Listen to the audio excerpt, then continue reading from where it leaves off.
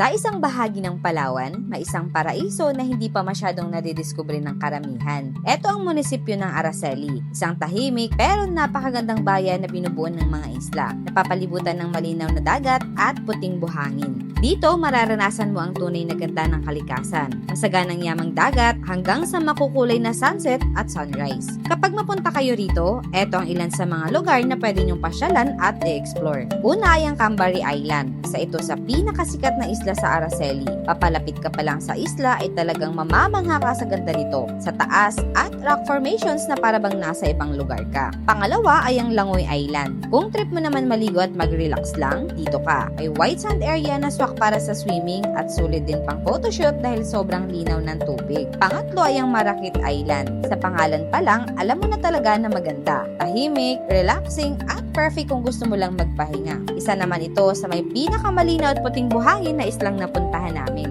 Kung solid na spot at hindi na kailangan lumayo pa ang gusto nyo, merong Tinintinan Beach. Dito mo makikita ang sobrang gandang sunrise. Yung tipong hindi ka morning person pero mapapagising ka talaga ng maaga kasi ganito kaganda ang sasalubong sa umaga mo. Maganda rin ang dagat dito. Iba-iba ang kulay ng tubig, puting buhangin at higit sa lahat, hindi crowded ang lugar. Kung gusto niyo naman ng extra adventure, akyat kayo sa Macurabu Hill. Isa rin ito sa mga inaakyat na bundok sa Araceli. At talaga namang napakaganda ng view sa itaas. Best time na pumunta dito is morning sa Bukang Liwayway or bago ang Takip Silim. Kaya kung naghahanap ka ng panibagong lugar na gustong i-explore, tahimik at hindi crowded, at ibang klaseng travel experience naman ang gusto mong maranasan, tara na at sa Araceli, Palawan naman.